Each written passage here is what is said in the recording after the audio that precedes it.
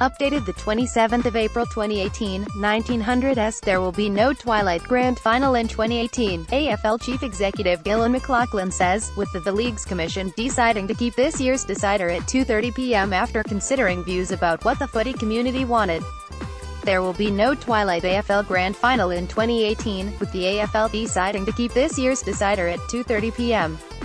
AFL Chief Executive Gillon McLachlan announced today that the League's Commission had decided against moving the time of the game.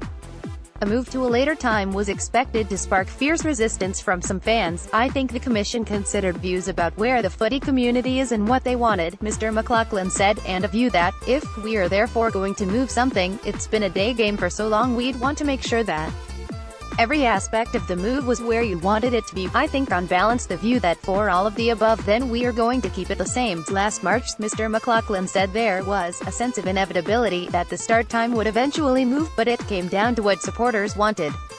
Mr. McLachlan said going into the meeting with the Commission he thought the decision could have gone either way. "I've been open enough to say that we see merit in changing, we see the upside in changing, but to do it, you'd have to be comfortable that everything was right," he said. "Our role is to work as hard as we can to maintain and respect the heritage of our game, while making progressive decisions while we grow, and getting that balance is the challenge. In the end, without everyone feeling entirely comfortable about change, then the heritage and the tradition prevails, and that's what we got today," he said. The timing of future grand finals would be decided each year.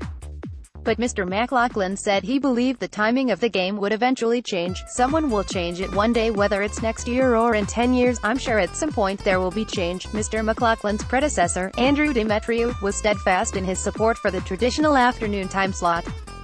The NRL holds its grand final on a Sunday night, while the NFL in the US holds the Super Bowl, a ratings bonanza, at a similar time.